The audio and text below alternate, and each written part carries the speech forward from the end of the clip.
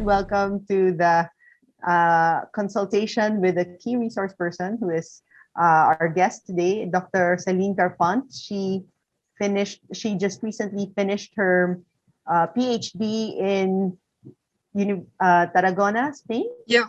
Her the focus of her dissertation, I think it's available to everyone here from the museum.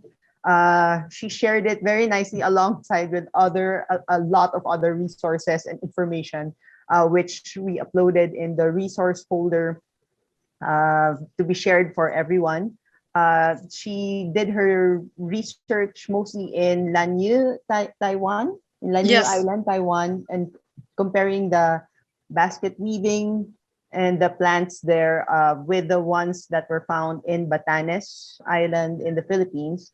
But she also did some of her explorations and surveys in Bicol. Am I correct?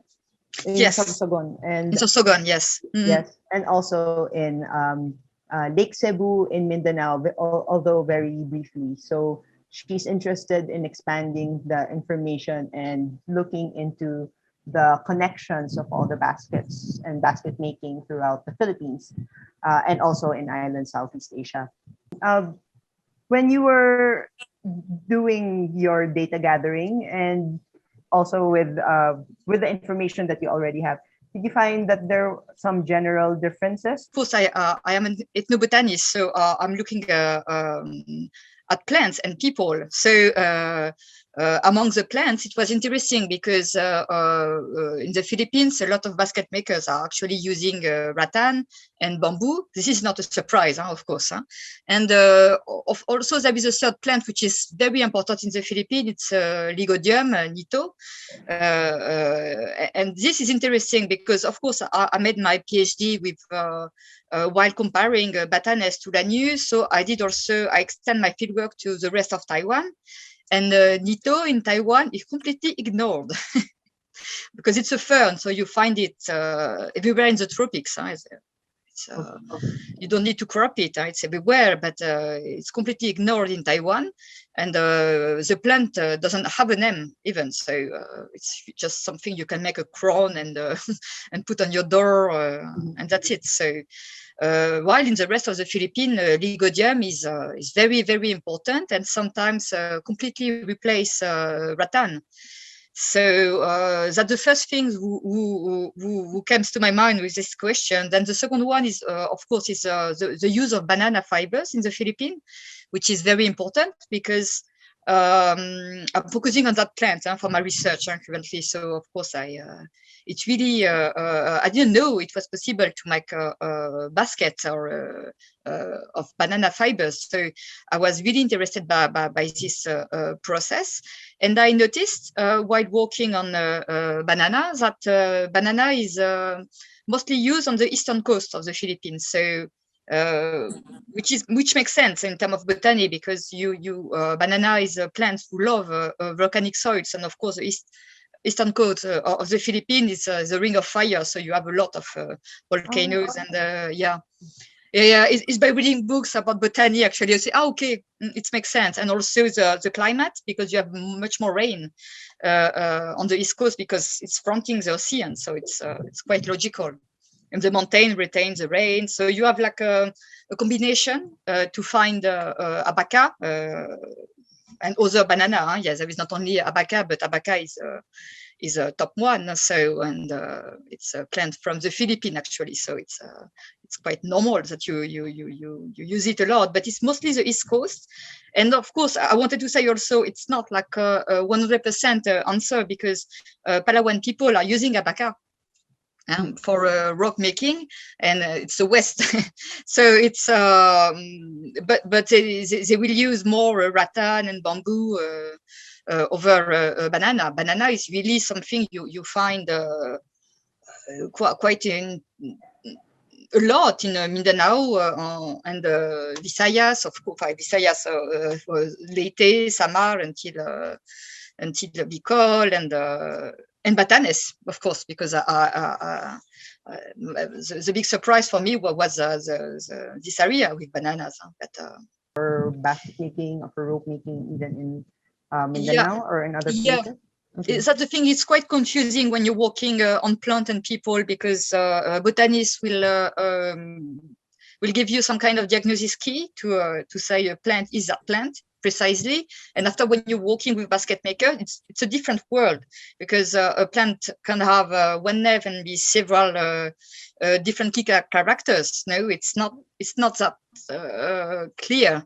And it's important to listen to both, actually, to understand the way of people acknowledge a plant name, and because the plant name could be an ecosystem, actually. It's always defining something, but it's, for example, the term diliman.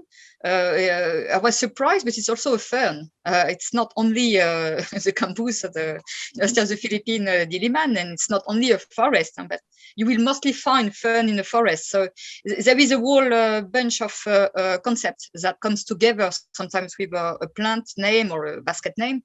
And that brings me to the idea that abaca, I saw many abacas from Mindanao to the Batanes, and they don't look the same, actually. The colors, there is some patterns which are similar, the shape of the leaf, the pseudotem, which is really thin compared to the other banana trees. There are some adaptive patterns, like the temperature, the soil is different among all these islands I was speaking of. So it's quite logical that the plant is a bit different. No, it's when you say that the abaca is mostly the ones that are also being used throughout the Philippines, as well as the nito. Is there a special way, or are there differences in the ways that these are being processed throughout the Philippines, especially when you're making baskets? Yeah, because actually it's in my PhD, but that's why I started to really work on banana in the Batanes. There is the making of vakul, the famous ringgit, is really famous, but it's mostly made of abaca and the palm tree. And the making process, the body of the basket, have to find a name, knotting tying, because it's not something I found in the rest of the Philippines, actually. Because of course, the rest of the Philippines, you will find they will use banana and palm trees. That makes sense, but not in this production technique. So it was interesting, this thing, because people in the Philippines will use abaca for making thread or for rope making. So, and you have a huge variety of basket, but only in the Batanes I found this production process, and in Taiwan. But after, you will find it also in Japan, the knotting tying, but they won't use banana anymore. So it's interesting, because it's really following a pattern of plants, because you don't have so much bananas in Japan, of course. So they will use poacé. When it comes to the popularity of the plants, you say that it's the abaca and the nito, but for making baskets. But when it comes to rattan, is it, for example, is it only a specific region that's using it, or can it also be found elsewhere or in other places? Yeah. The thing which is very interesting with rattan is you find the palm trees in the entire Philippine Islands. It's everywhere in the forest. So, and what is really interesting for an archaeobotanist this time is you have a huge variety of rattan, because rattan is a versatile plant. So it adapts to a different soil, to a different environment, and it makes a new species. Like in the Batanes, we have 2 endemic species of rattan, for example. So it's really interesting, because people are using it a lot. Because for me, of course, I'm French. So when I start to work on a Batanes basket, I didn't understand, first of all, the difference between bamboo and rattan, because for me it was like easy material to gather and so on. But of course, bamboo is hollow inside, and you can use it as a pipe, but it's more fragile than rattan. So people, if they need for a basket making to make a solid basket, like for like a backpack, something will be a mobile container, they will rather use nito and the rattan. Yes. So when it comes to the management of the plant. So of course the basket makers also know this, but are they crafts people of making baskets? Do they only make baskets, or do they also do something else? And when it comes to the plants, do they also of course, you mentioned that, for example, bamboo can also be used for making pipes, but they can also Yes. be used for making baskets. So how do they choose which one they're going to use the plants for? But it depends of the age of the plant. There are a lot of possibilities, huh? But what I observe, well, of course, it's really the batanes. Huh? Basket makers are usually making one or two baskets, and they are like master basket maker. Huh? They really making a hard piece. And they don't change that much of plant-based raw material. They do like doing something beautiful and perfect. So they won't try something different. They are not experimental people that much. No, it's more like artists somehow. If I have to compare with, they will rather choose raw materials they like and they know perfectly well. They start when to learn making the baskets. This is actually a very interesting question, because I'm still not sure, to be honest, because in the Batanes, again, there was a lot of people who learned basket making from a family member. It could be the parents, it could be the father-in-law, the grandmother. Is really, it's not really gender specific. It's, if you're interested in, you someone from your family will teach you. After that, you have also school programs, which are quite important, because I do remember some people, and it's gender specific in that case. Mentioning that there was also the gender differences, where there also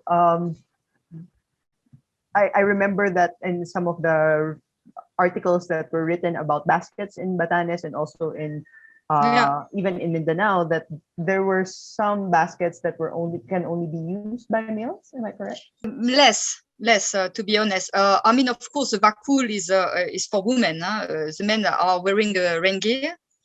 So it's not, you won't see a man, except if it's a tourist, wearing a vakul, because it's not, it's definitely for women to wear it. So, and you have some kind of basket, of course, which are more for sailor. So sailor are mostly men, so you won't find a woman with it.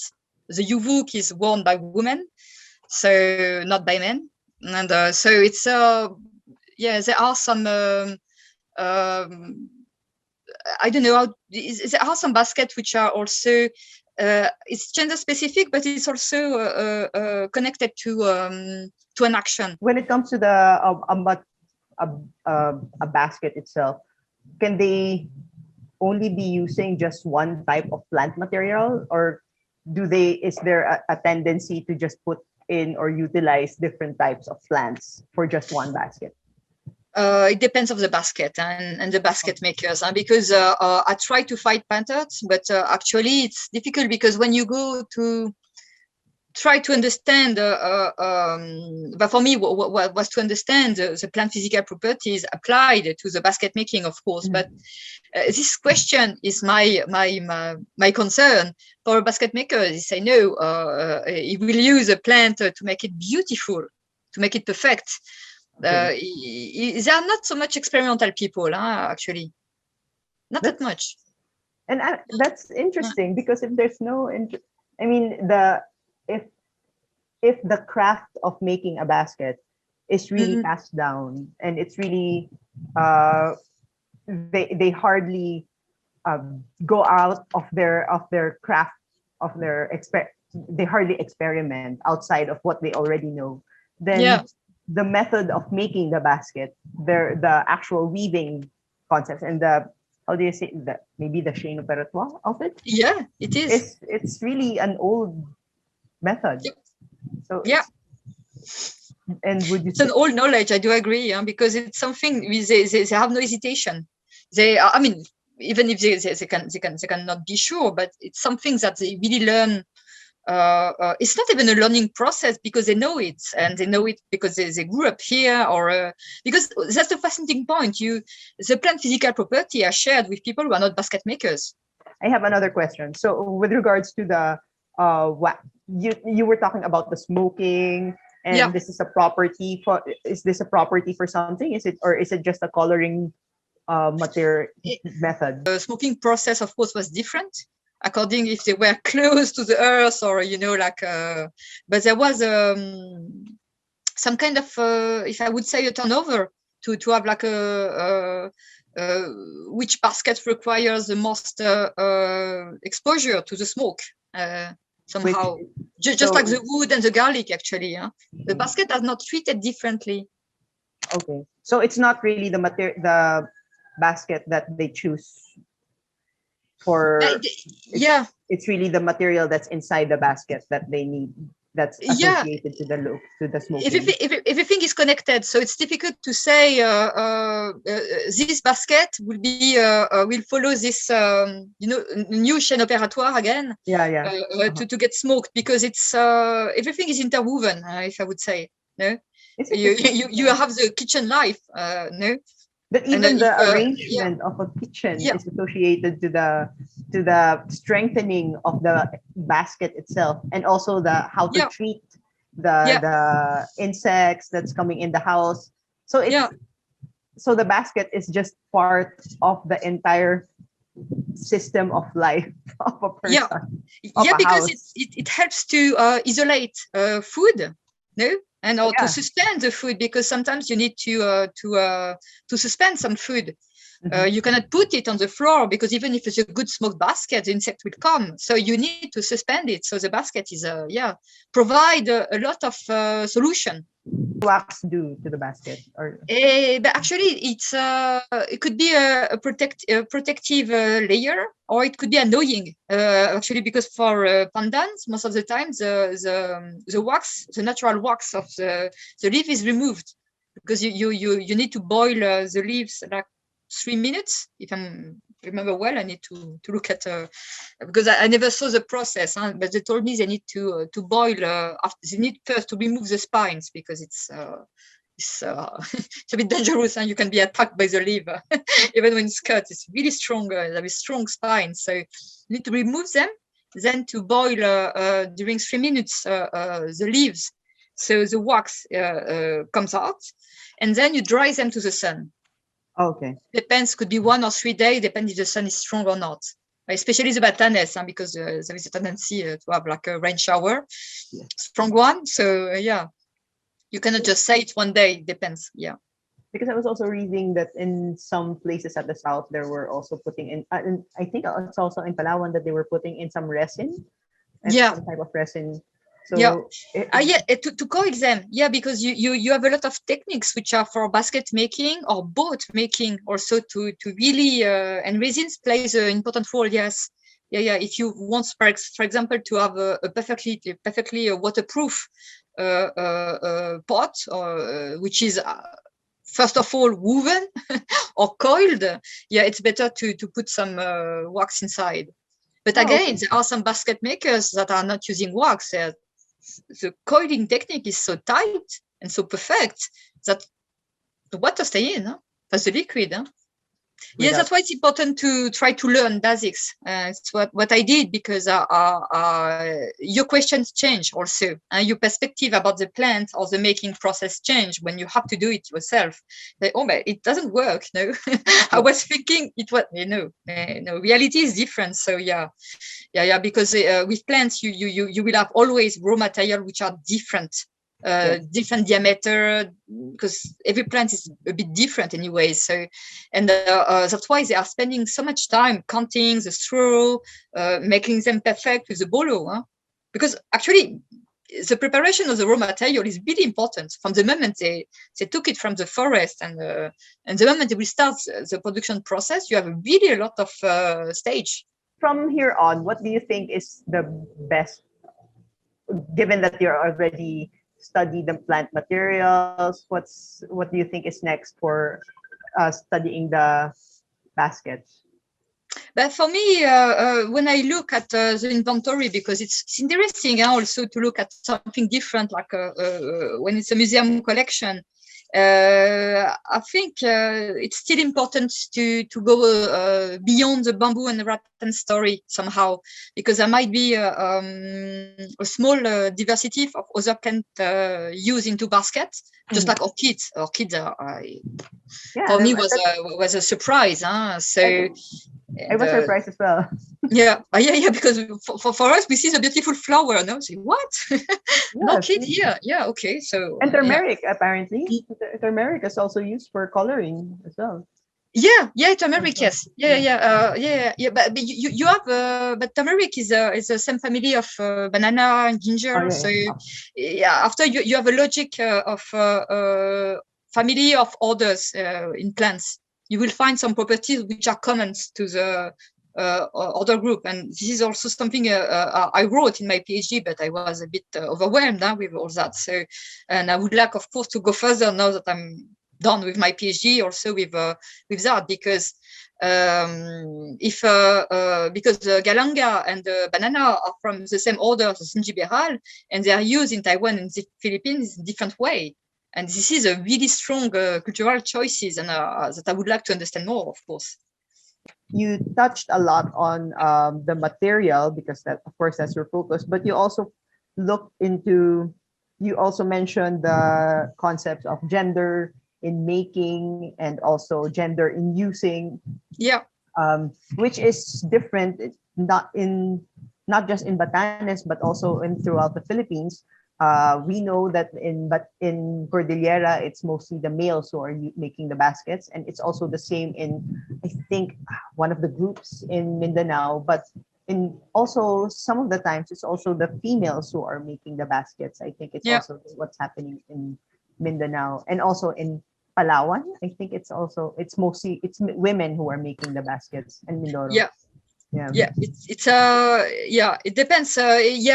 Because for this the general question, I think we need to get the context of the basket use, because for me, I always think of the sailor stories. I say, but of course it's the color yellow. There is another reason for people to use for men to use this basket and not women. It's because of seafaring activities, actually. So I think that's actually a great basis for when we're going to start contextualizing all of the materials that we're going through. All right.